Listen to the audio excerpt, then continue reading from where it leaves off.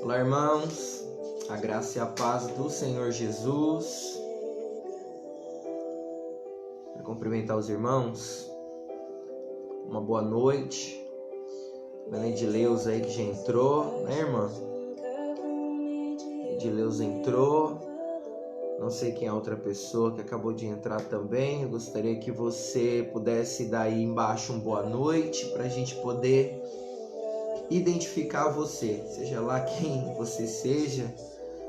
Gostaria de pedir para você colocar aí o seu nome. Dê uma boa noite aí nessa noite.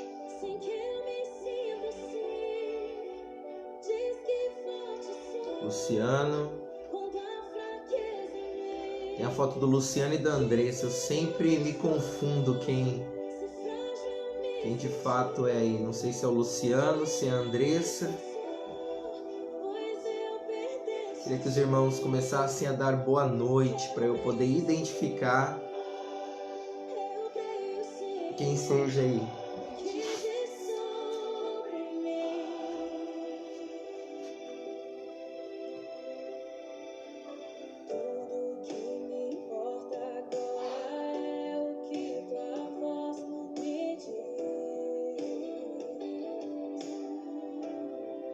Vamos lá, irmãos. Você pode se identificar aí em nome de Jesus?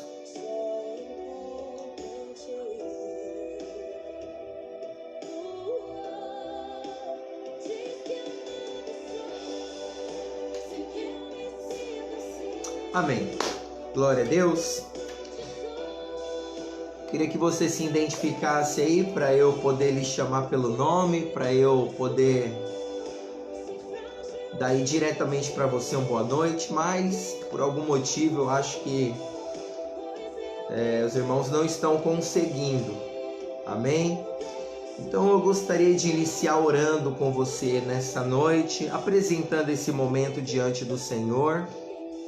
Eu gostaria que você pudesse orar comigo, primeiramente agradecendo ao Senhor, colocando a tua gratidão, a tua vida como ações de graças na presença do Senhor. Nunca cesse de dar graças ao Senhor, nunca seja assim alguém que é displicente, indiferente em praticar esse ato de agradecer ao Senhor, de dizer para o Senhor: Pai, obrigado pela minha vida. Se você está aqui nesse momento, se você está aqui compartilhando desse momento de oração, eu queria dizer para você, há algo especial nisso. O Senhor te proporcionou isso. O Senhor te trouxe aqui para esse momento, te dando o privilégio de orar a Ele, de clamar a Ele, de colocar a sua necessidade, a sua petição diante dEle. Por isso, não seja indiferente nesse momento, seja alguém que tenha um coração totalmente inclinado, voltado, derramado à presença do Senhor. Por isso, diante de todas essas coisas que eu tenho dito para você, eu quero desafiar a você. Eu quero fazer com que você seja agora estimulado a falar com Deus, a falar com o Senhor. Diga para Ele: Pai, eu estou aqui e reconheço nesse momento, ó Deus, a Tua mão, a Tua proteção, a Tua presença na minha vida.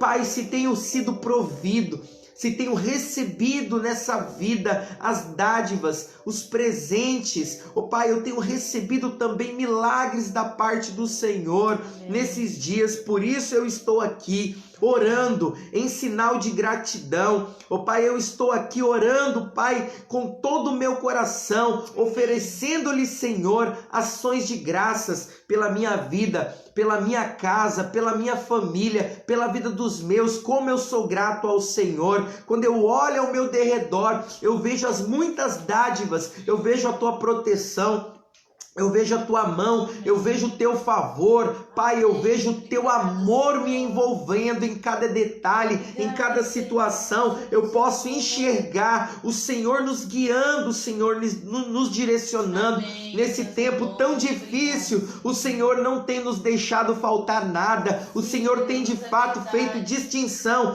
quem é Teu e quem não é. Ó Pai, em nome do Senhor Jesus, nós estamos aqui nessa noite orando pela proteção do céu. Que os Teus anjos estejam, Pai, acampados ao nosso derredor, ao nosso redor, Pai, nos livrando de todo mal, nos livrando, Senhor, de tudo aquilo que é ataque do inimigo, do inferno, do mal, todas as coisas malignas nós colocamos por terra agora, no nome do Senhor Jesus. Rejeitamos nesse momento todo pensamento, Pai, que não provém do Senhor, todo pensamento natural, carnal, ó Pai, que impede, ó Senhor, de andarmos por fé. Senhor, nós rejeitamos a nossa vida, tudo aquilo, Pai, que procede do diabo. Portanto, Senhor Jesus, eu quero abençoar a vida desses irmãos, eu quero abençoar a vida, Pai, daqueles que estão conosco aqui nessa noite, orando, Senhor, em sinal de dependência.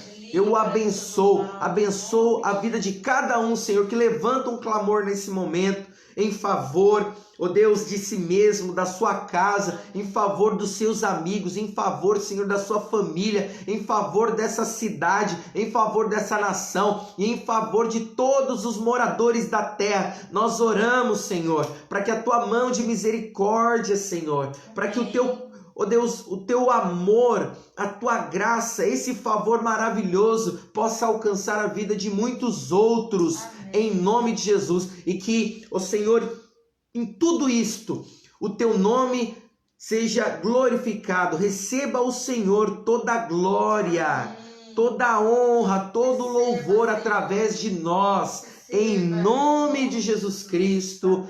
Amém. Amém. E glórias ao nome de Jesus. Amém. Amém, meus irmãos. Como é bom orar ao Senhor.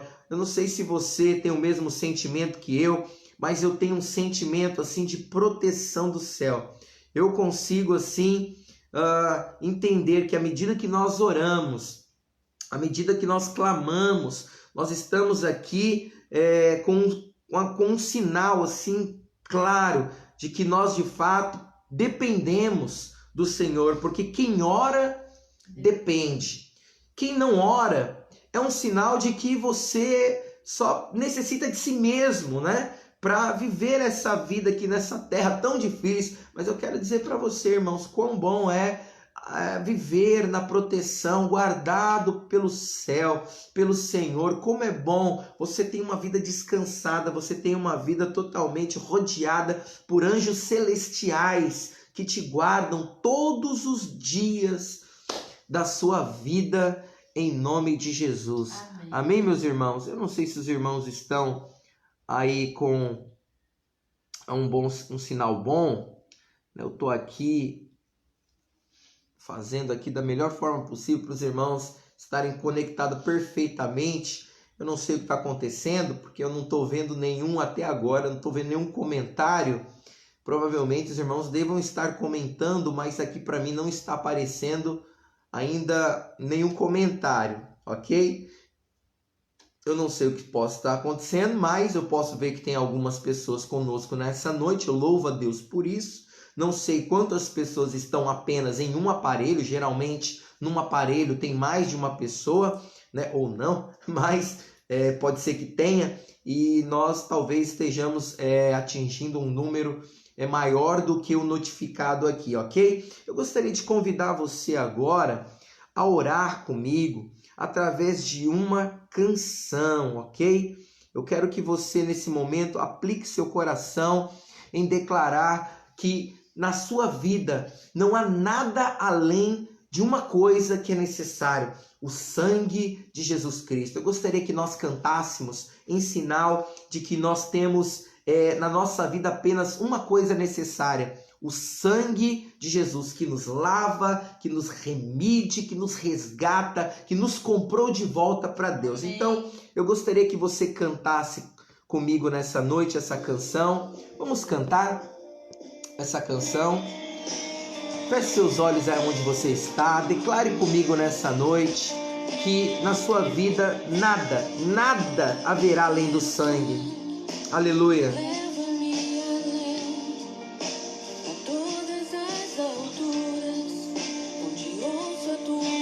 Aleluia. Fala de tua justiça. Sim. Pela minha vida. Oh, Pai. Jesus, deixa o teu sangue. Aleluia. Diga isso, diga isso. Mostra Fala do amor do Pai, que prepara para nós um caminho para Ele. Onde posso me achar? Oh, somente pelo sangue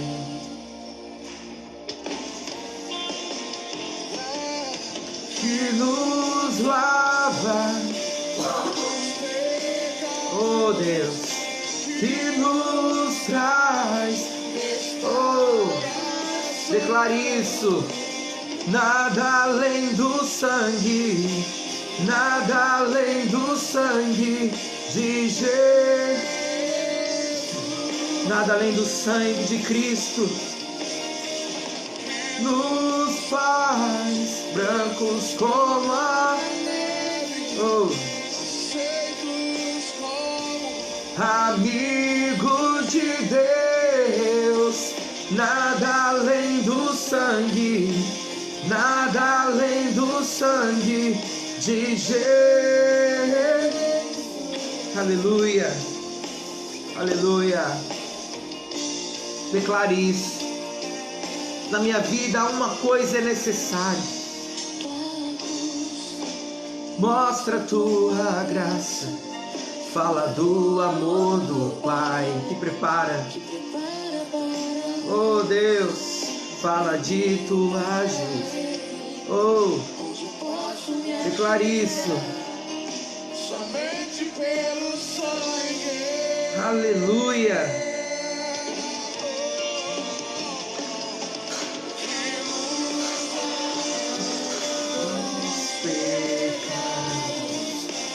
Que nos traz restauração. Nada além do sangue. Diga. Aleluia. De Jesus. Oh Deus. Que nos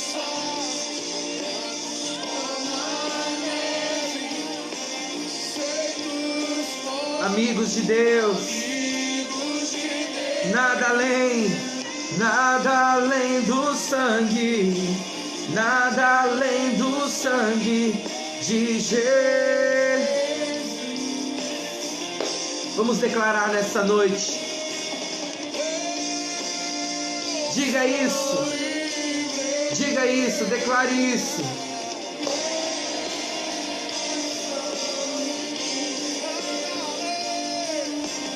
Nada além do sangue, nada além do sangue de Jesus. Declare isso na sua casa. Diga isso.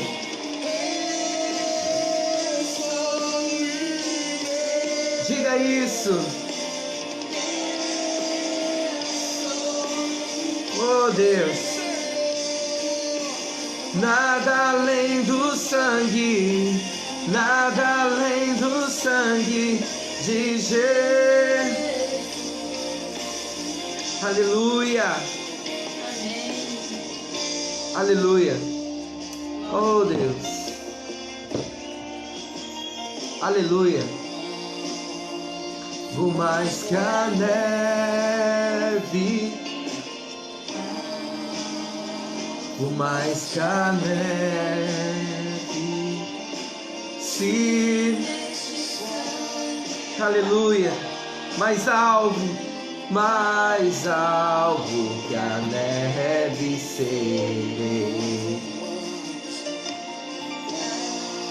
Declare isso. Diga isso. Alvo mais que a neve, neste sangue lava. Declare. Mais alvo que a neve serei. Alvo mais que a neve. Declare isso, irmãos.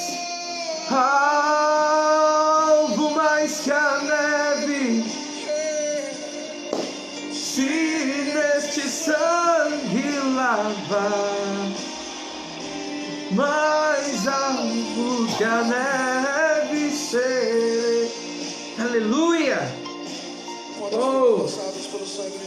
Aleluia.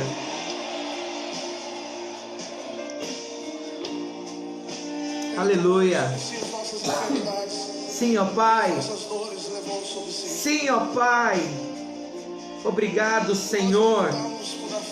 Oh, aleluia. Mas ele foi transpassado pelas Aleluia. nossas transgressões e moído pelas nossas Oh, em iniquidades. favor de mim, em favor de você. Nos traz a paz, estava sobre ele. Aleluia. Pelas suas pisaduras fomos sarados. Aleluia. Declare isso na sua vida. Você é curado no nome de Jesus. Aleluia. Livre da enfermidade, livre da depressão, livre do sentimento de medo. Você foi feito livre pelo sangue de Jesus. Nada além do sangue, nada além do sangue de Jesus. Declare isso. Não seja tímido na sua declaração. Com fé, ousadia, com fé, com coragem. Não tenha medo, declare isso. Eu sou livre de todo medo da enfermidade, do vírus, do desemprego. No nome de Jesus, nós somos livres de toda a opressão maligna. Declare isso, declare isso. Declare em favor da sua casa, em favor da sua família, em favor daqueles que você ama. Declare isso, declare isso. Aleluia. De Jesus.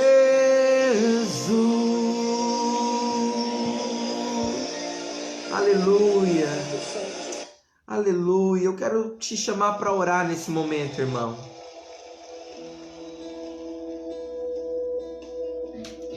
Aleluia. Aleluia. Vamos orar agora. Continuar orando, aliás. Nós oramos inicialmente, nós oramos na canção e nós continuamos orando, porque nós estamos nesse momento, irmãos, com o nosso coração totalmente disponível para dizer para o Senhor que nós precisamos dele. Como nós precisamos, como nesses tempos, principalmente nesses dias, nesta geração nós precisamos nos levantar como uma geração que ora, irmãos. Eu não sei se você tem tido um olhar como eu tenho tido nesses dias. Não é um olhar de medo, mas é um olhar entendendo que nós vivemos dias tenebrosos. Densas trevas estão sobre as nações, sobre as cidades, sobre os países. O diabo tem se levantado nesse tempo. Mas foi exatamente nesse tempo que Deus tem levantado você. Você não nasceu há 50 talvez, ou há 200, 1000 anos atrás. Você nasceu nesses dias, nessa geração. Você é desse tempo. Deus te chamou para esse tempo, para levantar em favor de si mesmo, em favor dos seus e em favor também do lugar onde você está. Por isso eu gostaria que você orasse. Ore, você é desse tempo, você é dessa aliança, você pertence a essa dispensação. Por isso ore agora em favor desse momento tão crítico que nós estamos vivendo.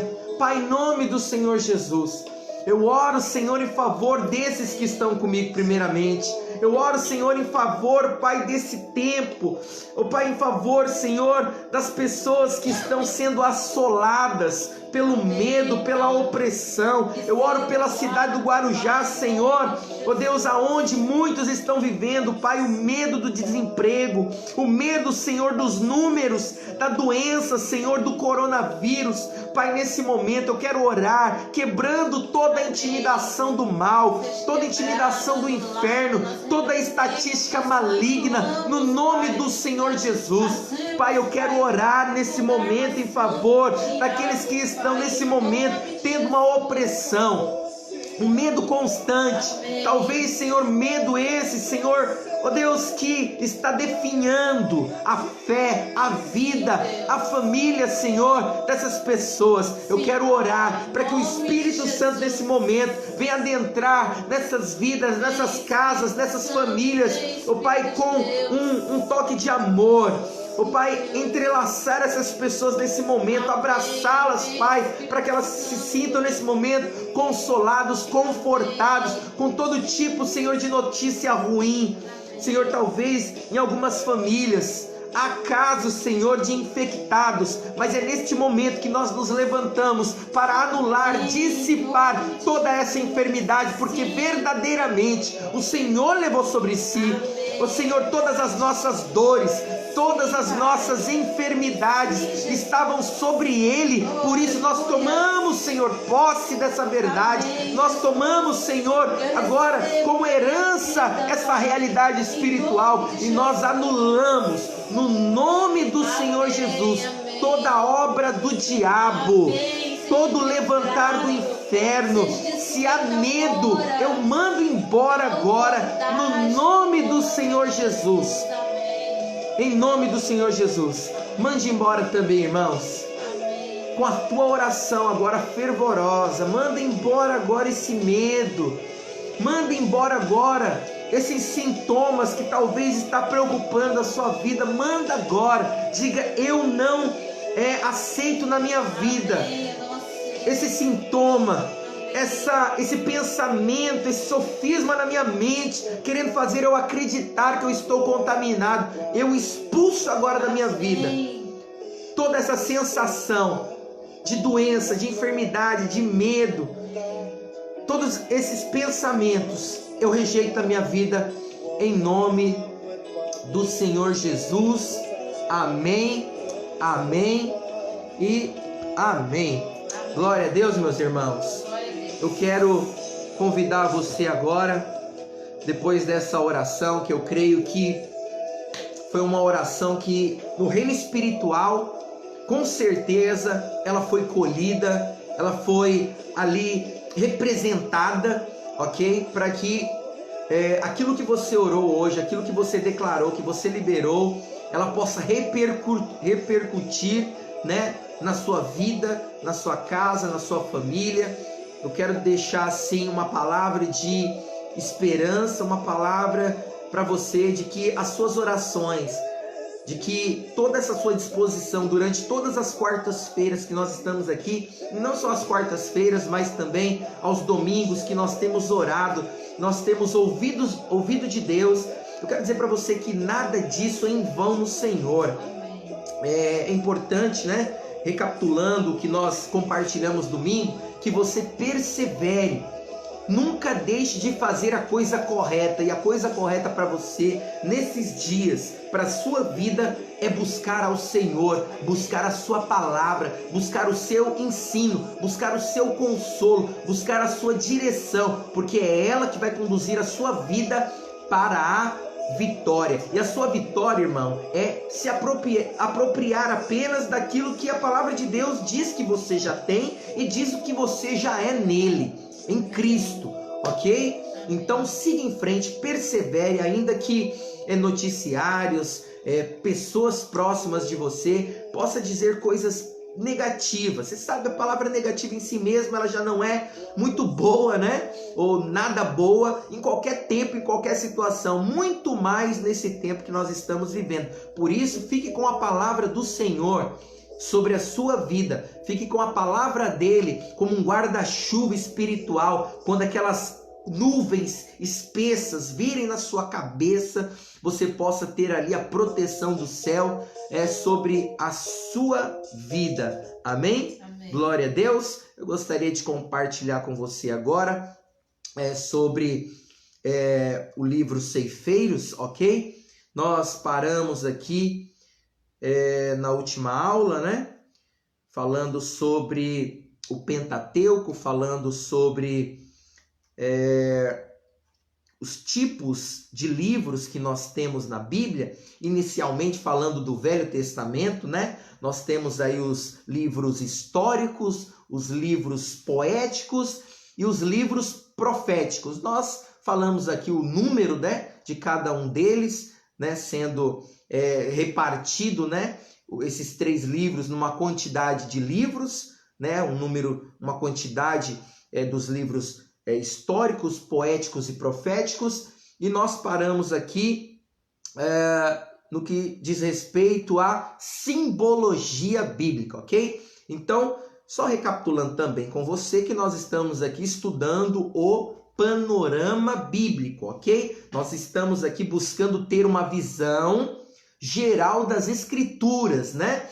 Nós vamos olhar nesses dias de cima, né? O contexto geral, de forma bem resumida e simples, a palavra de Deus, inicialmente falando aqui do Velho Testamento. Nós, então, semana passada, compartilhamos sobre os primeiros 5 livros da Bíblia, chamado Pentateuco, ok? Gênesis, Êxodo, Levítico, Números e Deuteronômio, dando a cada um deles, né, o seu sentido, né? Então, hoje nós vamos aqui dar aqui continuidade falando sobre a simbologia bíblica, ok? Então, primeiramente dizer para você que no Antigo Testamento, né, nós vemos aqui repletos símbolos, ou nós podemos afirmar que o Antigo Testamento, o Velho Testamento, ele é repleto de simbologias. Então, é importante eu e você estarmos atentos a esses símbolos, ok? Quais são esses símbolos? Nós podemos dizer que animais, lugares, números, nomes, cores e etc. são símbolos na Bíblia. Então, muitas vezes, o texto só passa a ter o seu sentido pleno, né? Plenamente, quando nós entendemos as simbologias. Quando as simbologias, através dessas figuras que eu acabei de ler para você, elas são entendidas. Então é preciso eu e você investirmos tempo estudando e compreendendo esses símbolos, ok, irmãos? Então, além dos símbolos, existem também tipos, ou seja, pessoas que representam outras pessoas. Mas falando ainda dos símbolos, eu dei alguns exemplos. Os animais. Animais são símbolos na Bíblia. O que são símbolos? São figuras representativas, ok? Então nós vemos lá os animais. Vamos falar aqui do cordeiro. A Bíblia fala que Jesus, ele é o Cordeiro de Deus. Mas será que Jesus é de fato um cordeiro, um animalzinho que vai lá e come palha, come feno, come pastagem?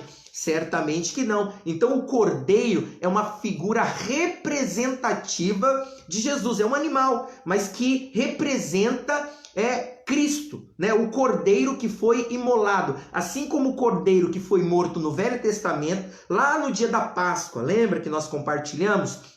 Jesus também foi o cordeiro pascal, segundo Paulo, né? Segundo a palavra de Deus, que foi morto, foi imolado e o seu sangue foi também derramado em favor de nós. Nós vemos também uma simbologia muito comum na Bíblia, que é da pomba, né? Que simboliza o Espírito Santo. A Bíblia fala que no dia que Jesus foi batizado lá no Rio Jordão por João Batista, o Espírito Santo desceu sobre Cristo em forma de pomba. Mas será que o Espírito é de fato uma pomba? Logicamente que não. É apenas um símbolo. Então, lugares, por exemplo, também são símbolos. Nós vemos lá o Monte Sinai, o Monte Sião sendo muito referido na Bíblia, mas nós sabemos que esses lugares são símbolos. Então, o Monte Sinai representa na Bíblia a lei. O Monte Sião representa a graça de Deus. Nós vemos os números também, nós vemos lá as 10 virgens, né? Será que o número 10 é um número assim aleatório na Bíblia? Não tem um significado? Certamente que não.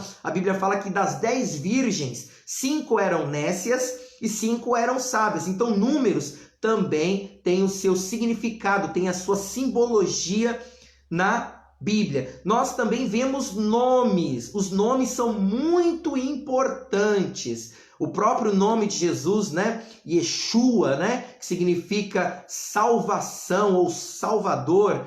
Então nós percebemos que os nomes na Bíblia têm lá o seu significado. Nós podemos ver que Jacó, né? O enganador, o usurpador, perdão, irmãos.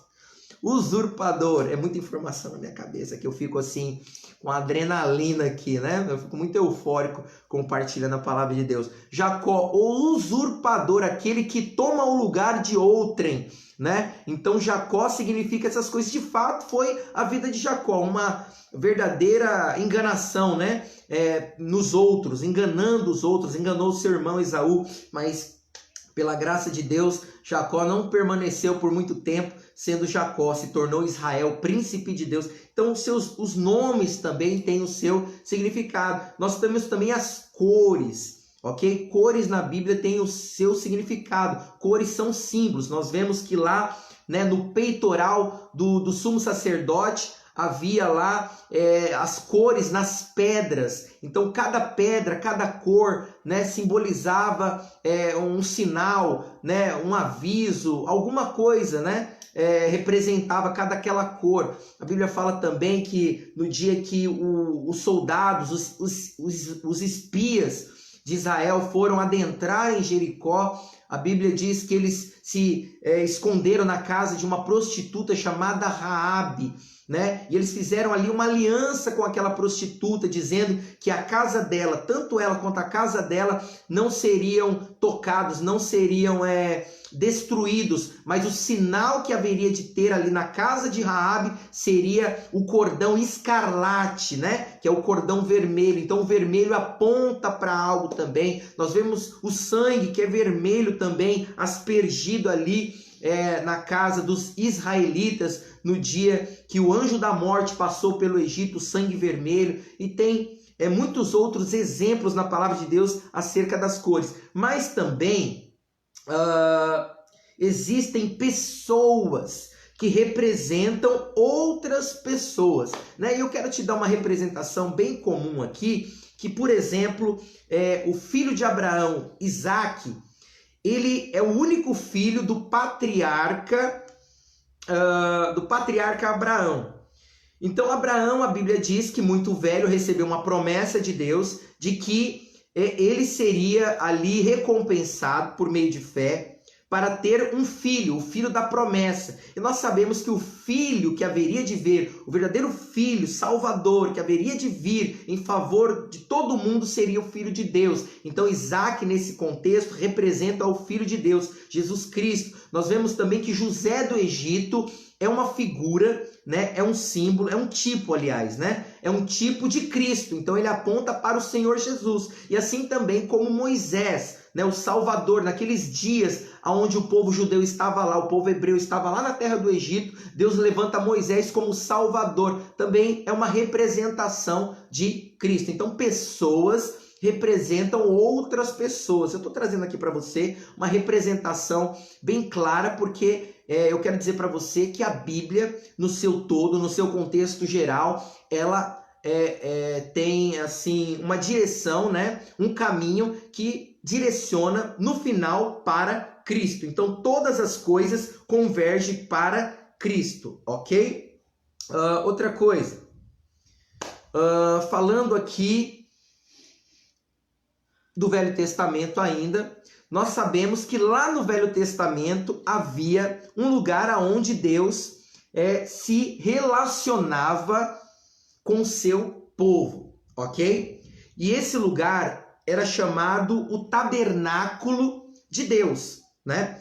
Mas Deus, ele na verdade habitava especificamente lá no Santo dos Santos, né, que fazia parte desse tabernáculo. Eu quero passar aqui para você, bem rápido, quais são os utensílios da casa de Deus naqueles dias. Então, para você ouvir uma pregação, quando nós falamos sobre o tabernáculo, sobre o Santo dos Santos, quando nós falamos sobre o átrio, quando nós falamos desse contexto, né, de tabernáculo, é importante que você saiba o que de fato é o tabernáculo. Então o tabernáculo, ele tinha 3 partes, ok? Era primeiro o átrio, que era a parte mais superficial do tabernáculo, que era a parte exterior, era o pátio, né? Da tenda ali, né? No Antigo Testamento. Nós tínhamos também ali o lugar santo, aonde havia os utensílios também, e também mais à frente nós tínhamos ali o lugar mais importante, se é que podemos dizer assim, certamente era, né? Que era o Santíssimo Lugar, ok? Mas eu quero passar para você aqui quais eram os utensílios. O primeiro utensílio que eu quero falar para você, que ficava lá no Santíssimo Lugar, ou no Santo dos Santos, era a Arca da Aliança. O que era a Arca da Aliança? Era o móvel mais sagrado de todos os utensílios, ok? No tabernáculo. Era onde Deus habitava. Aqui, os hebreus, eles guardavam o quê? Eles guardavam uma cópia, né, dos 10 mandamentos, que era um resumo de toda a aliança com Deus. Ou seja, muitos pensam, né, que os 10 mandamentos, eles são apenas, que os mandamentos de Deus, aliás, eles são apenas 10. Não, mas são 10 que são uma base para uma série de outros mandamentos, né, que são constituídos desses 10, né, que formam ali a aliança de Deus com o seu povo. Havia também ali a bacia de bronze. Então, para que servia a bacia de bronze? A bacia de bronze servia para a purificação dos sacerdotes. Então, os sacerdotes precisavam estar puros para entrar na presença de Deus. Então, essa bacia era o lugar onde eles se lavavam ali, né? Não é que eles tomavam banho, irmãos, é que eles se lavavam ali, né? Havia os sacrifícios, havia todo o rito, né? O ritual ali de sacrifício, sacrificar o animal. Então, eles precisavam se purificar ali. Então, ali era a bacia onde havia purificação. Havia também o altar do holocausto, né? É o altar do sacrifício. Ali eles sacrificavam os animais, né, que eram oferecidos sobre o altar, que ficava onde? Que ficava ali na parte mais exterior, digamos assim, como eu disse para você, que era no átrio, em frente ao tabernáculo. Então o sangue ali do sacrifício era aspergido sobre os 4 chifres do altar, ok? Você ouvindo essas coisas, será que te lembra alguma coisa? Esse tabernáculo, esses utensílios, né? A Bíblia fala que no dia que Jesus foi à cruz, o soldado lhe feriu do lado e dali converteu água e sangue. Ou seja, eu acredito que naquele momento que o soldado feriu o lado de Cristo, o sangue foi jorrado automaticamente ao ponto que aquele sangue foi jorrado até sobre o próprio soldado. Imagina só a cena, né? Um tempo assim nebuloso. A Bíblia fala que naquela hora o dia se converteu em noite, né? Havia talvez uma ventania ali naquele lugar. E naquele momento que o soldado fura o lado de Jesus com uma lança, né, para certificar que ele está morto, água e sangue saem do seu lado. E automaticamente, eu acredito, né, usando aqui um pouco da minha criatividade, o vento batendo, aquele sangue jorrou em cima até do próprio algoz de Cristo naquele contexto, né? Então nós vemos aqui que os sacerdotes, eles sacrificavam o animal, ok? E aspergiam o sangue nas 4 pontas ali do altar, dos chifres do altar. Nós vemos também o candelabro de ouro, ok? Vai gravando aí, irmão. É bom que isso aqui está sendo gravado, né? Então os irmãos podem, talvez, reassistir, né? Para poder gravar esses utensílios, aquilo que nós estamos falando, para até mesmo quando você ouvir algo da parte de Deus, mencionando esses utensílios, mencionando esse contexto que nós estamos aqui compartilhando, você possa ter mais clareza sobre a palavra de Deus. Mas havia também o candelabro de ouro. Então o candelabro de ouro, ele ficava no lugar santo. O candelabro, você sabe, né? São aquelas em forma de 7 hastes, né? Você já deve ter visto. Tem 7 hastes, ok? E ele ficava ali no santo lugar, do lado oposto aos pães da proposição. Então ele tinha ali nas 7 hastes, ele tinha 7 lâmpadas em forma de taças. Taças essas rasas, né? Onde ficava ali o azeite, né? E ficava queimando ali o fogo. Entendeu? Então, ali os pavios, né? Ficavam com uma ponta encharcada de óleo dentro da taça, e o fogo ali deveria ser constante. Mas havia também ali a mesa dos pães da proposição, perdão. A mesa dos pães da proposição era um pedestal, na verdade, né?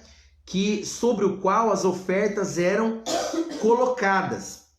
Então, sempre na presença de Deus, ficava ali essas ofertas alçadas, né, sobre a mesa. Ficavam 12 pães que representavam ali as 12 tribos. 12 pães que representavam as 12 tribos. E por fim, o altar do incenso. O que era o altar do incenso? Ele ficava ali dentro do tabernáculo, era muito menor, né, do que o altar do holocausto, que ficava na parte externa do tabernáculo.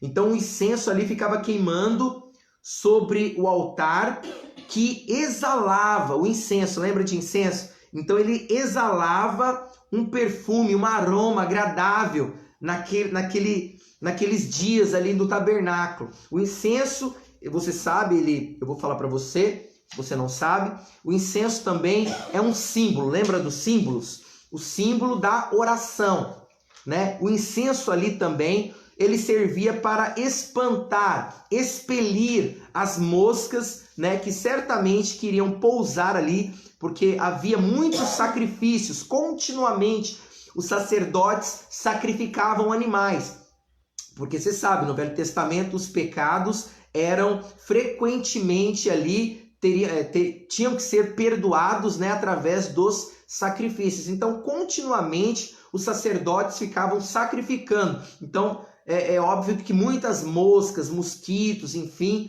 vinham pousar ali, né? Porque você sabe aonde uma das coisas mais fétidas que existe, irmãos, é o sangue fora do corpo, né? Então, toda vez que sacrificava um animal, você pode ver isso, né? Na onde você anda, se tem um animal morto, né? Uma carniça ali, então vem aquelas moscas querer sentar. O incenso servia para expelir. Isso mostra que a nossa oração, ela é o incenso que expele demônios, porque a mosca na Bíblia aponta para demônios, ok? Então, à medida que você ora, é um incenso que vai exalar para espantar todo tipo de demônio que se levanta contra você. Então, nós temos aí tipos e símbolos, né, no Velho Testamento. O que nós temos? Tipos que são pessoas que representam outras pessoas, e símbolos, que eu já disse para vocês, pode ser animais, cores, pode ser números, nomes e etc, ok? Bom, nós temos aqui alguns símbolos e tipos que eu vou falar para você, eu vou mencionar para você. Nós temos a árvore da vida e o seu fruto. Nós temos o cordeiro imolado no Éden, né, que é um símbolo, o cordeiro imolado.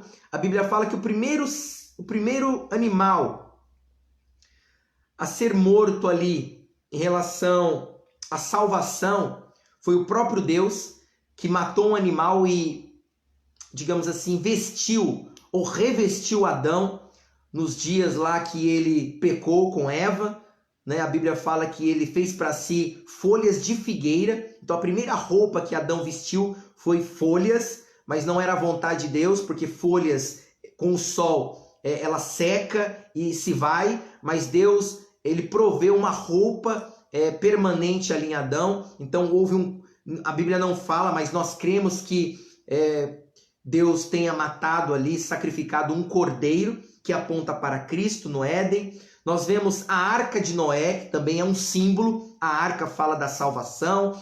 Nós vemos também José do Egito como um tipo de Cristo. Eu já te adiantei isso anteriormente, mas eu quero aqui recapitular, porque faz parte da sequência da matéria. José como tipo de Cristo. O tabernáculo, que nós acabamos de mencionar. Todos os seus móveis, todas as suas medidas, porque as medidas do tabernáculo foram dadas por Deus. Então todas as medidas do tabernáculo têm o seu significado, os seus compartimentos, as suas cores. Nada disso é aleatório, nada disso é assim simplesmente jogada ao vento. Não, tudo que Deus deu em sua palavra tem o seu significado. Por isso, a grande riqueza que há na palavra de Deus. Ok, irmãos? Há também a rocha de Horebe, né? Que a rocha fala de Cristo, aponta para Cristo. A passagem pelo Mar Vermelho, quando o povo de Deus saiu do Egito, passou pelo Mar Vermelho, você deve conhecer a história, é tema de filmes isso, né? O dia que Moisés transportou o povo de Deus de 2 a 3 milhões de pessoas ali passando pelo Mar Vermelho. Isso aponta para as águas do batismo, ok? Aqueles que entregaram a sua vida para Jesus. O Mar Vermelho, a travessia do Mar Vermelho aponta para o batismo. Eu estou adiantando para você. Faraó na Bíblia aponta para o diabo, ok? Faraó aponta para o diabo. O Egito na Bíblia aponta para o mundo. A serpente de bronze, que talvez você não conheça o contexto, mas a Bíblia fala que um dia Moisés, amando de Deus, a ordem de Deus, a ordenança de Deus, Moisés levantou uma serpente de bronze no deserto. Essa serpente de bronze apontava para Cristo. Lembrando que o bronze na Bíblia aponta para o juízo de Deus, né?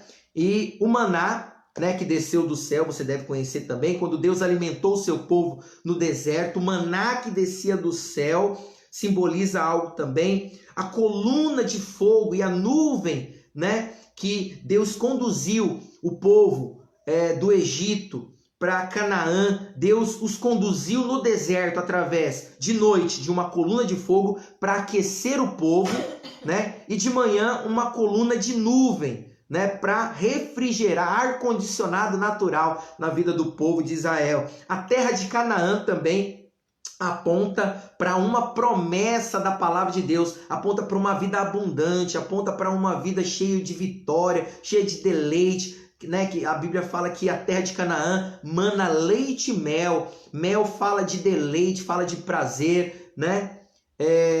O leite fala da provisão, fala do sustento de Deus. Então certamente Deus quer te conduzir para a terra de Canaã, a terra prometida, onde emana leite e mel, emana prazer e também toda a provisão de Deus sobre a sua vida. A Bíblia também, né, contrária à terra de Canaã, fala também do deserto, né? O deserto aponta para aridez, onde ninguém planta, ninguém colhe. O deserto fala de um tempo de provação, fala de um período, né, de provação, um tempo de provação na nossa vida. Nós temos aí, né, o costume de dizer, né, quando nós estamos passando por uma dificuldade, estou passando pelo deserto, né? Mas tem uma música que nos encoraja, vou passando pela prova dando glória a Deus, e assim vai, irmãos. Nós também temos a passagem pelo Rio Jordão, ok? Que também tipifica algo.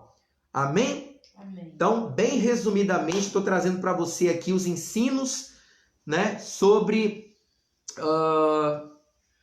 o Velho Testamento. É um panorama, lembrando aos irmãos que é um panorama, é para você se familiarizar. Não é um estudo, assim, digamos, profundo da Bíblia, irmãos, porque o meu intuito aqui é fazer com que você se familiarize com a palavra de Deus, tanto no Velho quanto no Novo Testamento, ok? Então, vai ouvindo aí com o ouvido de que isso aqui é um preparo para quando Deus, digamos assim, falar uma palavra como rema, né, especificamente para a sua vida, você possa entender essas coisas de uma melhor forma possível, tá bom?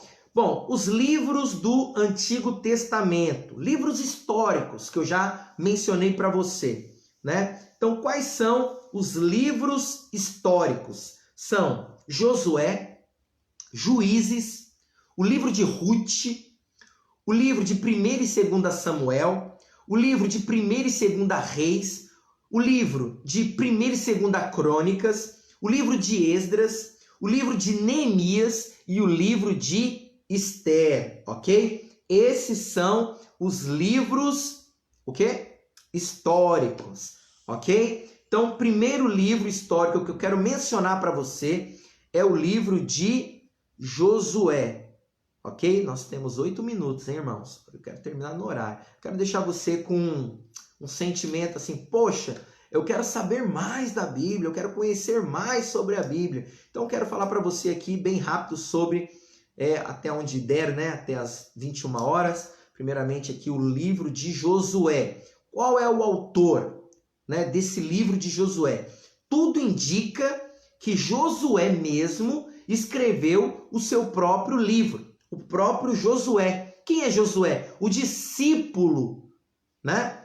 O discípulo de Moisés.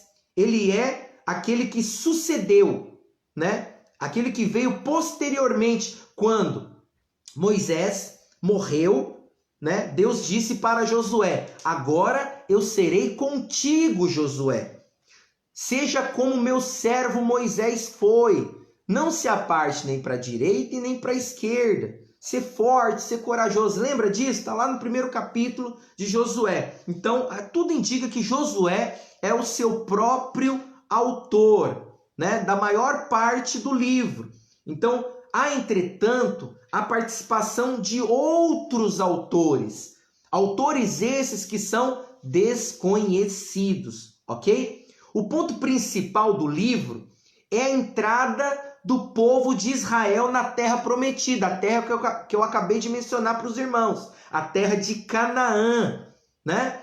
Fala ali também sobre a queda da muralha de Jericó, que eu acabei também um pouquinho atrás de mencionar para você, quando os espias fizeram uma aliança com uma prostituta chamada Raabe, né? Falando lá do cordão escarlate, que os espias garantiram que na entrada, na invasão até a cidade de Jericó, a família de Raabe não seria afetada, porque ela acolheu os espias ou os espiões, os soldados dos israelitas em sua casa. Então, primeiro, o livro de Josué fala especificamente da entrada à terra prometida e da entrada e da queda das muralhas de Jericó. Qual é a data deste livro? A data escrita, né, deste livro? Entre 1400, né, a 1375 antes de Cristo, ok? Então, o livro de Josué,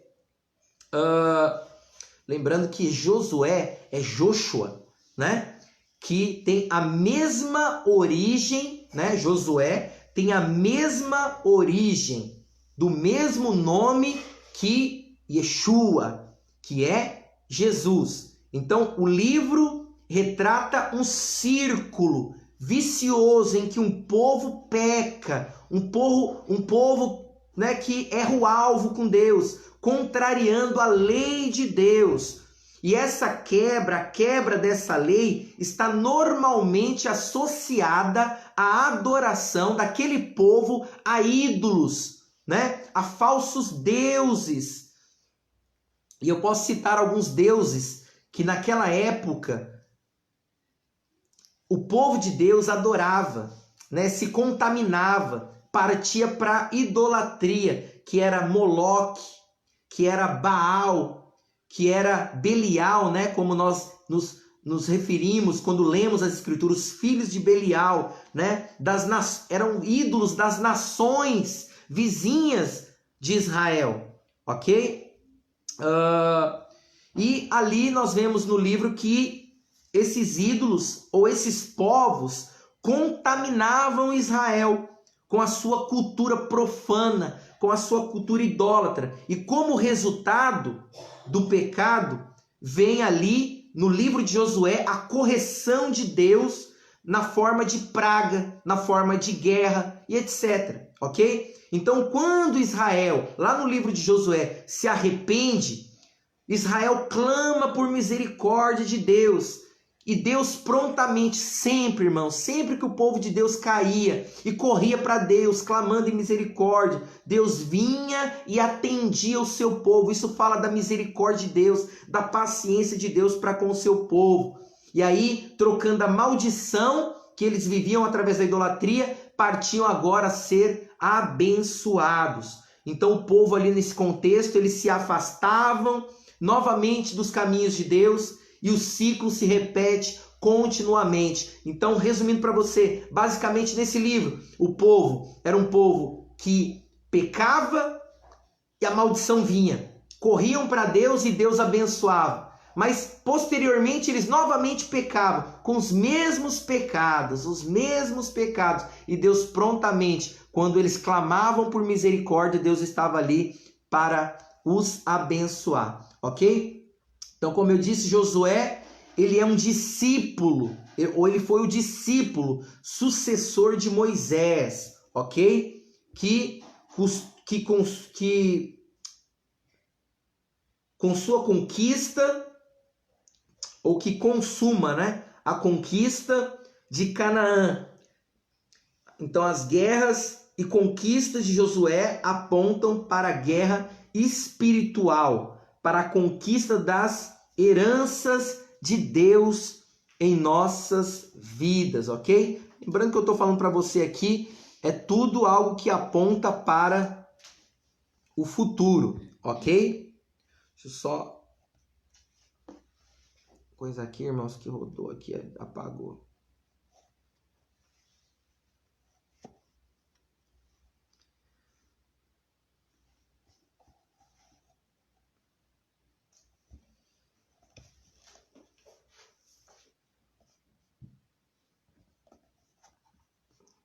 Só trazer esse ponto para os irmãos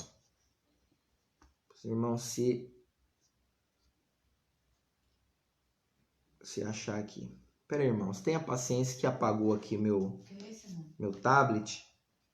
Parei aqui então onde diz que as guerras, né, e conquistas de Josué apontam para a guerra espiritual, para a conquista das heranças de Deus acerca dos dons, né? Os dons espirituais, os dons do Espírito, como os frutos e etc. Então essa herança, ela é representada por Canaã, porque Canaã é uma representação de toda a bênção de Deus, toda a bênção prometida de Deus ao seu povo. Eu quero lembrar os irmãos que logo no comecinho, quando nós começamos a compartilhar, eu disse para os irmãos que basicamente no Velho Testamento, para saber quando alguém era abençoado, ele fazia a análise da bênção da seguinte forma: se ele era bem-sucedido materialmente, isso significava que Deus era com ele, ok? Então, quando um homem, ou uma mulher, ou uma família, no Velho Testamento, era muito bem-sucedido, de forma que os seus bens materiais, né, eles se multiplicavam, até mesmo a sua saúde, enfim, aquelas coisas mais exteriores, aquelas coisas mais materiais, aquelas coisas mais superficiais e naturais, quando aquelas coisas vinham de maneira bem-sucedida, aquela prosperidade, se entendia que aquela pessoa era abençoada. Lembra? Eu usei o exemplo de Jó. Jó era um homem, né, que nós vimos ali no primeiro capítulo, muito bem sucedido, um homem de muitas posses, o mais rico do Oriente. Satanás veio acusá-lo, ele perdeu tudo, mas no final ele recebeu tudo de volta em dobro. Então isso mostra que Deus sempre foi com Jó. Ok? Nós vemos José do Egito também, um homem que foi vendido como escravo, mas a Bíblia diz que Deus era sempre com ele, Deus sempre o prosperava. Isso mostra que Deus, de fato, abençoava José em tudo que José fazia. José praticava ali todas as suas questões cotidianas e ele era altamente abençoado por Deus. No que? Se tornando governador do Egito, se tornando chefe dos carcereiros, se tornando ali o mordomo na casa de Potifar. Nós víamos então que a bênção de Deus estava sobre ele. Mas tudo isso aponta para algo muito superior nos nossos dias, porque hoje no Novo Testamento todas as promessas são eternas, ok? Canaã era literal no Velho Testamento, mas para nós hoje é uma vida abundante espiritualmente falando, ok? Então aqui só para finalizar com os irmãos, essa herança é representada por Canaã, ok?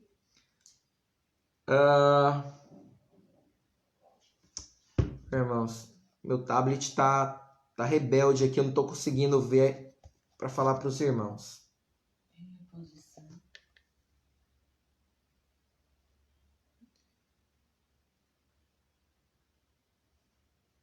ver se eu consigo falar para você agora. Então essa herança, ela é representada, Senhor, por Canaã, em oposição ao Egito, que aponta para o mundo. No Egito havia doença, né, pragas, mas em Canaã há saúde, ok? No Egito havia escravidão, mas em Canaã há liberdade de Deus. No Egito havia muita miséria, o povo era escravo e vivia uma vida miserável, mas em Canaã, né, segundo o relatório dos espias, era uma terra muito boa, com exceção dos gigantes que eles, né, ali ficaram amedrontados. Mas de fato constataram que Canaã era uma terra muito farta, ok? Então todas essas situações só terminam em vitória na dependência de Deus. Todos os homens, mulheres de Deus, tomaram posse das suas promessas porque ali havia uma dependência total de Deus. Amém, meus irmãos? Peço perdão para os irmãos, porque eu fico aqui no meu tablet aqui acompanhando aqui a matéria e ele não estava enquadrando aqui, estava se perdendo aqui, estava meio rebelde comigo. Mas semana que vem isso não vai acontecer. Então nós vamos aqui ter uma aula bem dinâmica, amém? Sem interrupções. Agora são 21h04. Eu gostaria de orar com você. Eu gostaria que você fechasse seus olhos. Nós vamos terminar essa oração abençoando o término da nossa semana.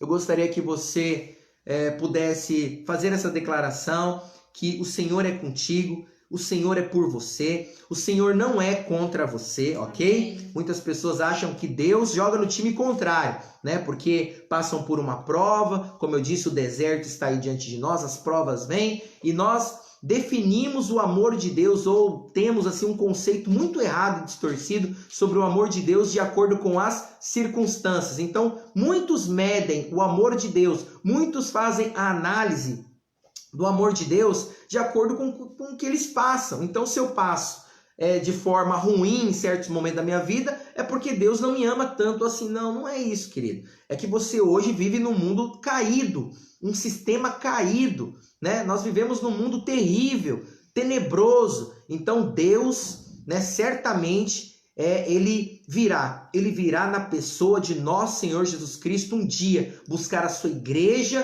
para nos redimir, né, desse corpo corruptível, e certamente nós receberemos a herança completa de um corpo incorruptível, um corpo glorificado. Essa é a promessa. Todo cristão deve estar firmado nessa promessa. É promessa do Senhor que nós fomos salvos no passado, continuamos sendo salvos no presente e certamente o Senhor nos salvará no futuro, aonde Ele nos dará um corpo novo, glorificado. Nós viveremos num tempo onde o príncipe da paz, ele vai reinar e não haverá choro. O choro será um choro de alegria, porque ele vai secar de nossos olhos toda lágrima, ok? Ele vai tirar da nossa vida toda a dor, todo o sofrimento e não haverá mais a morte, ok? Vamos orar? Pai, em nome de Jesus, nós te agradecemos, te glorificamos. Obrigado, ó Pai, por esse momento precioso, aonde o Senhor nos deu a oportunidade de orar, ó Pai, em coletividade, em unidade, em conjunto como igreja. Eu agradeço pela vida de cada um que esteve conosco nessa noite, que orou conosco em concordância, colocou a sua petição,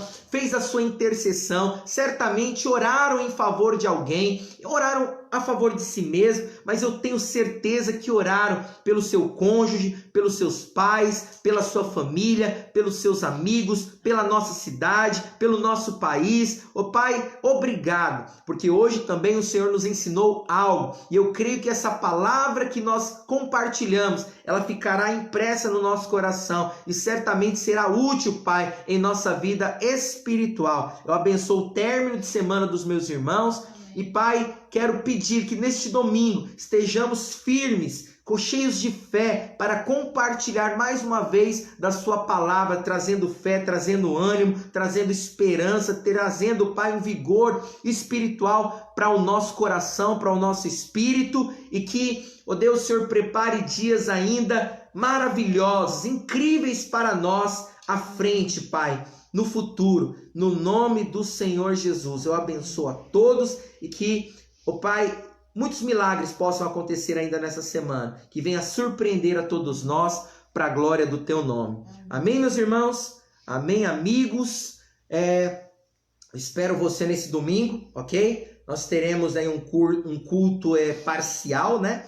Nós teremos um número presente, né? E eu acredito que haverá também um número virtual. Nós estaremos transmitindo a live do nosso culto domingo, ok? Então eu espero que você aí separe 1h30, 2 horas no máximo, eu posso te garantir isso, 1h30, 2 horas no máximo, a partir das 19 horas no domingo à noite. Você pode estar acompanhando, se você não tem a possibilidade de estar conosco, você pode estar acompanhando aí da sua casa. Eu creio, eu quero fazer essa afirmação, eu creio que você será certamente abençoado, você vai ser enriquecido com o compartilhamento e a adoração, o culto que nós prestaremos ao Senhor. Amém? Deus abençoe a sua vida, Deus abençoe a sua casa, Deus abençoe a sua família, Deus abençoe as suas finanças no nome de Jesus. Até lá. Amém?